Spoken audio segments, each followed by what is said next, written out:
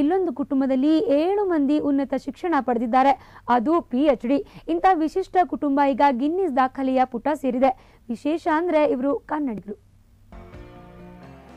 ಒಂದು ಕುಟುಂಬದಲ್ಲಿ ಅಬ್ಬಬ್ಬಾ ಎಂದ್ರೆ ಎಷ್ಟು ಜನ ಉನ್ನತ ಶಿಕ್ಷಣ ಪಡಿಬಹುದು?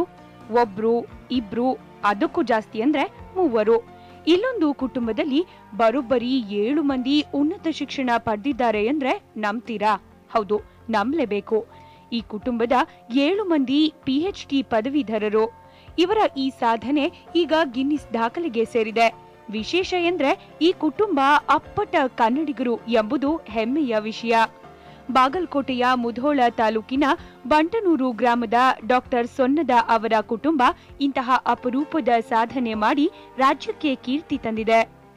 ಎಲ್ಲಕ್ಕಿಂತ ಮೊದಲು ನಮ್ಮ ಓಲ್ಡೆಸ್ಟ್ ಬ್ರದರ್ ಸುಭಾಷ್ ಸೊನ್ನದ ಅವರು ಅಮೆರಿಕಕ್ಕೆ ಹೋಗಿದ್ರು.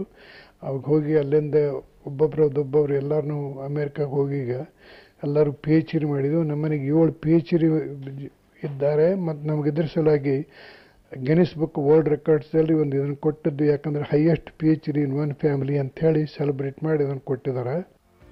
ಬಂಟನೂರು ಗ್ರಾಮದ ರಾಮಪ್ಪ ಮತ್ತು ಪಾರ್ವತಿಬಾಯಿ ಸೊನ್ನದ ದಂಪತಿಯ 8 ಮಂದಿ ಮಕ್ಕಳಲ್ಲಿ 7 ಮಂದಿ ಈ ಸಾಧನೆ ಮಾಡಿದ್ದಾರೆ. ಕನ್ನಡದಲ್ಲೇ ಪ್ರಾಥಮಿಕ ಶಿಕ್ಷಣ ಪೂರೈಸಿದ ಈ 7 ಮಂದಿ ನಂತರ ಅಮೆರಿಕಾಗೆ ತೆರಳಿ ಉನ್ನತ ಶಿಕ್ಷಣ ಪಡೆದ್ರು. ಅಲ್ಲದೆ ವೈದ್ಯಕೀಯ ಸೇರಿದಂತೆ ವಿವಿಧ ವಿಷಯಗಳ ಬಗ್ಗೆ PhD ಪದವಿ ಪಡೆದ್ರು. ಇವರ ಅಪರೂಪದ ಸಾಧನೆಯನ್ನ ಕಂಡ ಗಿನ್ನಿಸ್ ಸಂಸ್ಥೆ ಈ ಕುಟುಂಬವನ್ನ 1994ರಲ್ಲಿ ಹೈಯೆಸ್ಟ್ PhD ಇನ್ ಫ್ಯಾಮಿಲಿ ಎಂಬ ಹೆಸರಿನಲ್ಲಿ ಗಿನ್ನಿಸ್ ಪುಸ್ತಕಕ್ಕೆ ಸೇರಿಸಿದೆ. ಇಷ್ಟ ಸಾಧನೆ ಮಾಡಿದ್ರೂ ಇವರು ತಾನು ಹುಟ್ಟಿ ಬೆಳೆದ ಊರನ್ನ ಮರ್ತಿಲ್ಲ.